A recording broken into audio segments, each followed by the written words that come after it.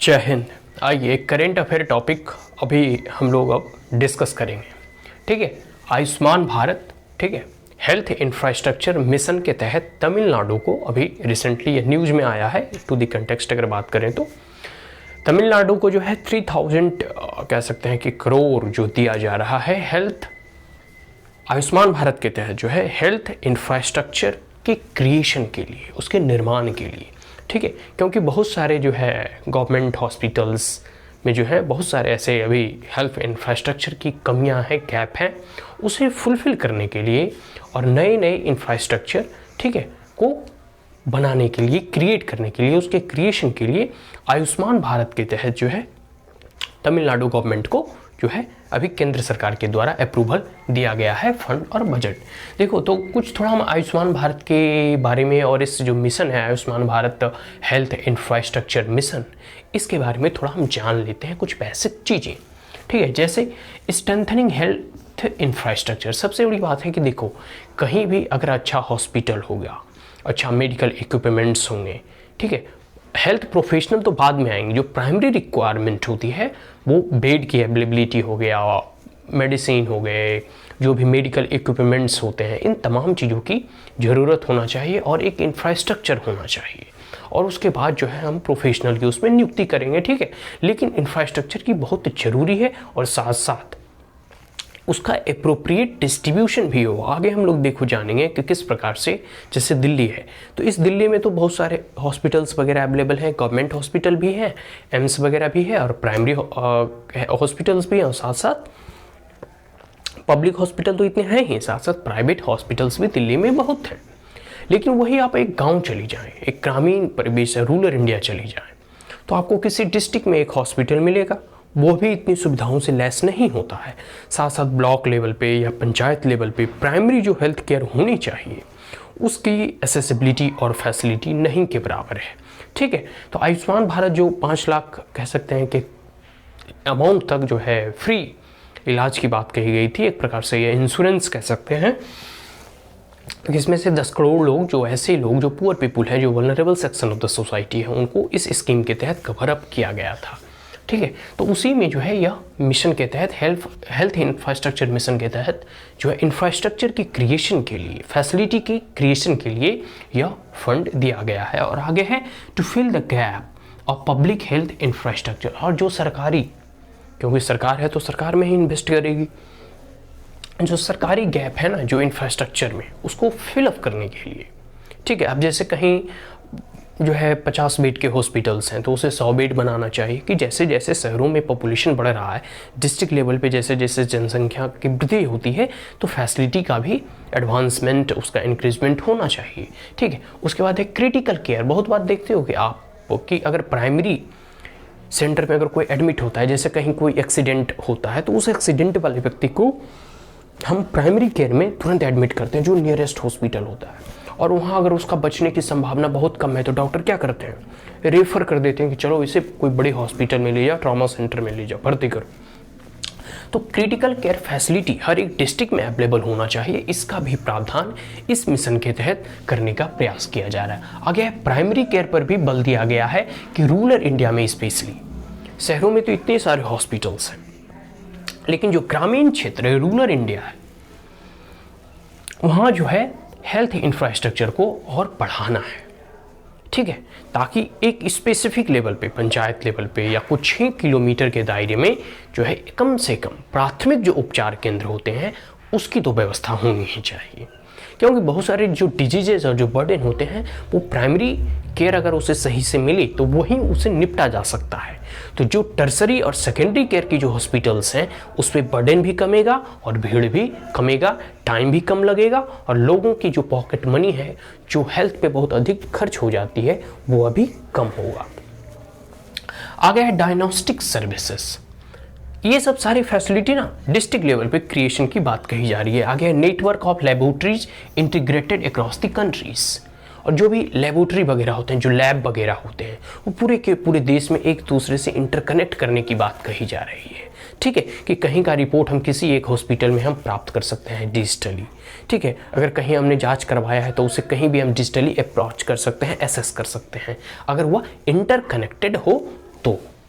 आगे है IT enabled disease surveillance system, और इस आयुष्मान भारत के तहत, इस डिजिटल कह सकते हैं हेल्थ इंफ्रास्ट्रक्चर के तहत जो है एक प्रकार से सर्विलांस सिस्टम बैठाने की ज़रूरत यहाँ मतलब कही जा रही है कि डिजीजों को सर्विलांस करे कि किस मौसम में, अब जैसे बरसात का मौसम होता है तो डेंगू और चिकनगुनिया बहुत अधिक बढ़ जाता है, ठीक है। अब जैसे कोई मौसम में सर्दी जुकाम बहुत अधिक बढ़ जाता है, तो वो सर्विलांस का काम करेगा कि ये सीजन आने वाला है और इससे पहले हम कुछ प्रिकॉशंस और प्रिवेंटिव स्टेप उठा लें, ताकि इस सीजन में हर साल जो है ये टाइप ऑफ बीमारी जो है अधिक फैलता है, ठीक है। और साथ साथ उस बीमारी को निपटने के लिए अगर कोई ऐसा इमरजेंसी सिचुएशन आ जाए तो हम अपनी पूरी तैयारी करके रखें। इस प्रकार का सर्विलांस होगा, डाटा इकट्ठे किए जाएंगे, आंकड़े इकट्ठे किए जाएंगे, उस पर एनालिसिस और विश्लेषण किया जाएगा, हर साल का प्रीवियस 10 साल 5 साल का एक ट्रेंड को देखा जाएगा, ठीक है। तो इस प्रकार की एक सर्विलांस यूनिट बैठाने की काम करे जो कि डिजीजेस पे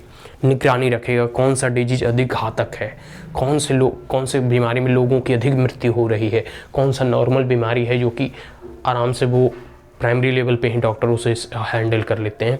तो इस प्रकार का एक सर्विलांस सिस्टम को बैठाया जाएगा जो कि डिजीज पे सर्विलांस करे, ठीक है।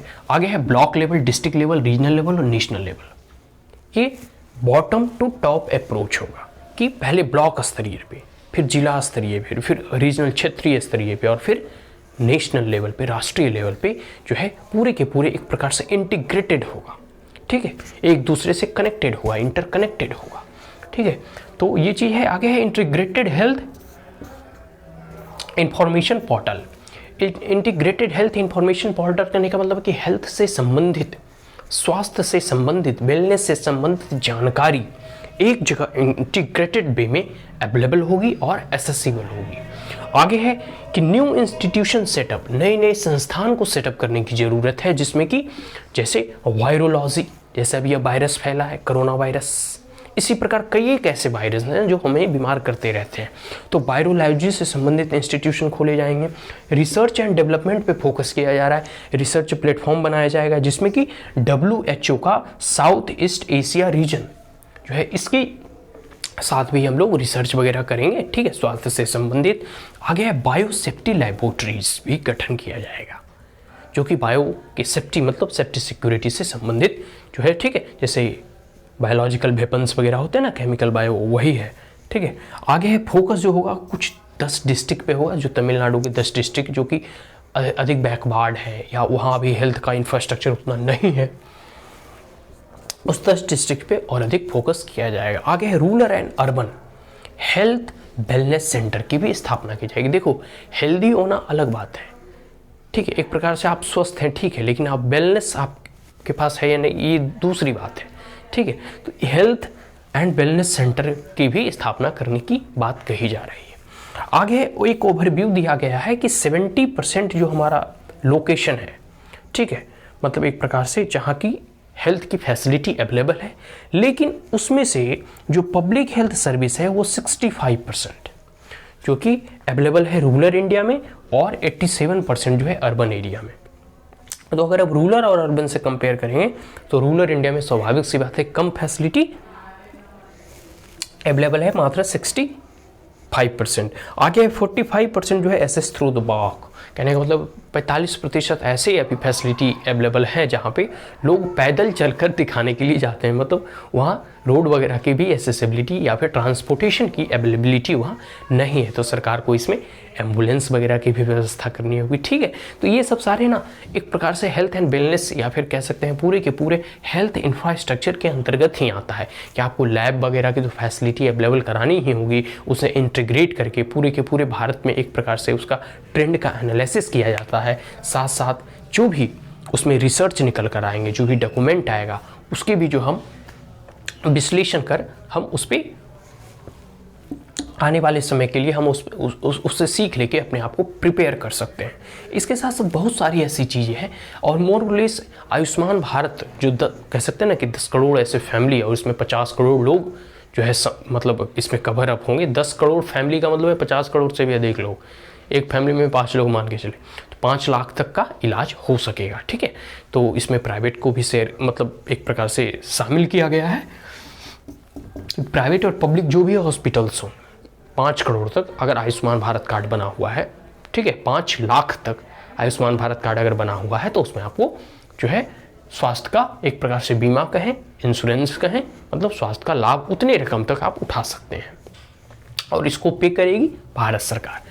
तो एक प्रकार से आयुष्मान भारत जो रिसेंटली अभी तमिलनाडु के बारे में दिया गया था उससे हम लोग संबंधित अभी यहाँ चर्चा की है, ठीक है, जिसमें कि हेल्थ इंफ्रास्ट्रक्चर को स्ट्रेंथन करने के लिए, मजबूती प्रदान करने के लिए तमिलनाडु वगैरह में या साउथ इंडिया में health infrastructure as compared to north India अच्छा है।